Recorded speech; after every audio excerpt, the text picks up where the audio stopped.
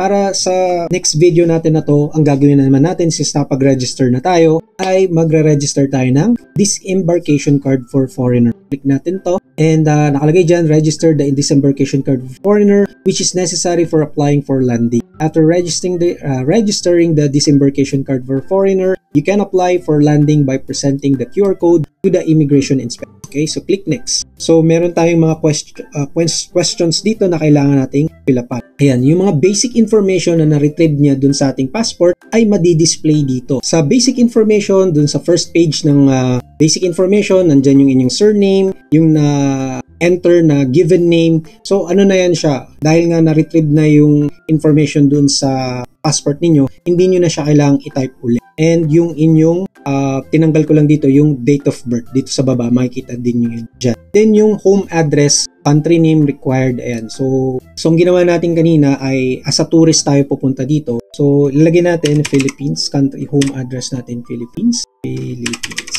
Ayan, Philippines. Then city name, let's say Manila. So okay na, home address Philippines, country name Philippines, city name Manila, then click next. Then sa immigration information to Japan, purpose of visit. Nakalagay dito, please be careful when entering intended length of stay as it is often entered incorrectly. Please enter 90 days or less in the duration of stay in days if purpose of visit is tourism, business, or visiting relative. So may mga nagtatanong sa akin kung ano ba daw yung ilalagay dito. Kung naka-maximum ba na 90 days or kung ano yung nakalagay doon sa inyong visa. Okay, kung ilan yung nakalagay doon. So kung ano yung nakalagay doon sa inyong visa, yun ang pipiliin ninyo. So let's say tourism, pupunta kayo dito as a tourist. Then yung last flight number na in-enter natin, ayan, PR5020, pwede nyo naman yung baguhin. And then dito sa bandang baba, intended length of stay in Japan, dito na kayo mag-e-enter ng numerical value. So if your stay exceeded 90 days, please select others for the purpose of visit and enter the specific purpose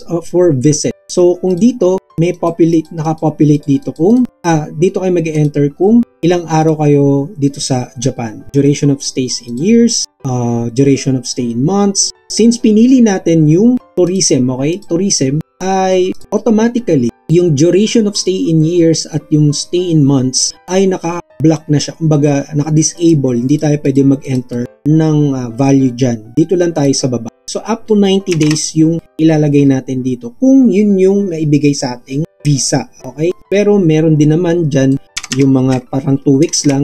So lagay nyo 14 days. Kung ano yung nakalagay dun sa from arrival niyo up to departure sa Japan, kung anong araw yung mga yon, bilangin ninyo at yun yung ilagay nyo dito sa duration of stay in days. So let's say 14 days yung stay natin dito sa Japan. So let's try mo muna pala na palitan nito. Kung may magbabago ba sa, let's say kung business, ayan, hindi nagbago. Same pa rin yung duration of stay in years. Kasi nga mga ano to mga short-term visa kasi yan. Yung visiting relatives din, up to 90 days lang din yan. So let's say, try natin 91. Pwede ba yun? Hindi naman siya nag-error, no?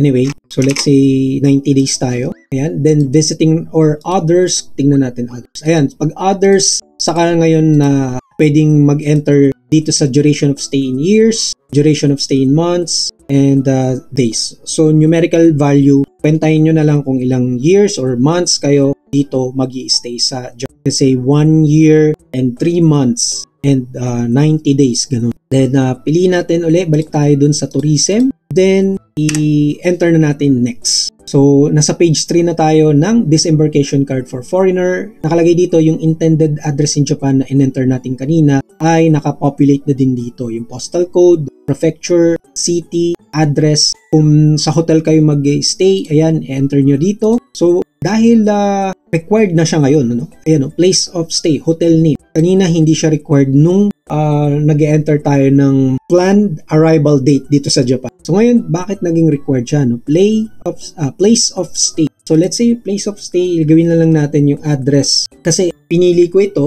ibig sabihin sa isang bahay ako titira, hindi ako sa hotel titira. Pero dahil nga pala, dahil tourist tayo, kaya naging required yung hotel name dito. Pero kung ano naman, kung bahay ang tutuluyan ninyo kahit na for tourist kayo dito sa Japan, let's say gawin natin, type pa rin natin yung address nung bahay na tutuluyan ninyo kunwari. Gifuken, Kanishi, 1, 2, 3, 4, 5, 6. Then, yung phone number. Yan, telephone number ay nailagay na dyan. Okay, then click next. Yun, so nag-proceed siya. So dito na tayo sa page 4 of 5. Ito na yung mga questions sa immigration. Have you ever been deported from Japan? Have you ever departed from Japan under a departure order? Or have you ever been denied entry to Japan? So kung no naman, ayan, click nyo lang yung no.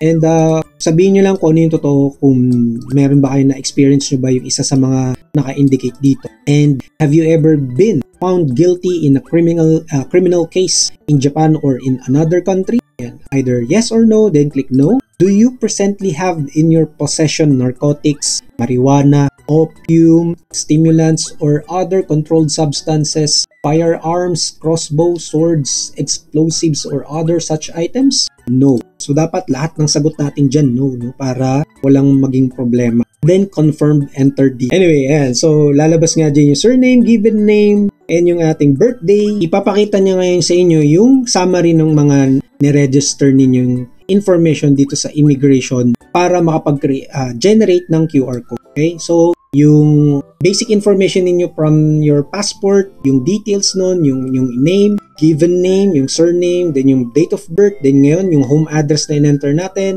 immigration information to Japan, yung purpose of visit, which is tourism, then yung last flight number, intended length of stay, ayan, nakalagay dito 0 year, 0 month, 90 days. Then, intended address in Japan, nakalagay din dyan yung mga information na in-enter natin kanina, and yung mga questions about sa deportation, criminal case, and yung mga possession about narcotics, marijuana. Lahat yan ay ginawa nating no. Then, register. So, click natin yung register button. So, pag click natin yung register button, yan, balik tayo sa, or i-click natin tong back to entry return procedure. And kapag bumalik na tayo sa page na yon, yung ating Japan entry return procedure, which is nilagay natin kanina is January 20, 2024. Sa bandang baba, pwede na tayong mag-generate ng QR code for disembarkation card for foreigner. So pag basa naman yung aking details, and sa bandang baba, yan, sa bandang baba, scroll down below para lumabas yung mga in-enter yung details kanina. Then, display QR code. Okay, display QR. Click yung display QR code, and ito na. Ngayon ay lalabas na tong QR code for immigration purpose. So, yan, okay. Then, ito yung isi-save ninyo sa, yan. So, isi-save nyo yung, yung isi-save nyo itong QR code na to sa inyong phone, or pwede nyo siyang i-print para ipakita dun sa immigration officer. Then, pag okay na, click natin yung back to entry return procedure. Kung nagustuhan nyo yung video na to, thank you so much for watching. Kung nagustuhan nyo, like, share, and subscribe. Kung hindi ka pa nakasubscribe, mag-subscribe ka na at hit mo yung notification bell para lagi kang updated sa aming mga susunod pang upload ng mga videos at sa iba pa mga topics namin related sa pamumuhay dito sa Japan. Punta nyo aming YouTube homepage, click nyo yung playlist dahil marami kaming playlist dito na makakatulong sa inyong pamumuhay dito sa Japan. Thank you so much again for watching. This is Alan, and I will see you on our next video. Huwag niyong kalimutang i-check yung mga videos na lalabas ngayon dito sa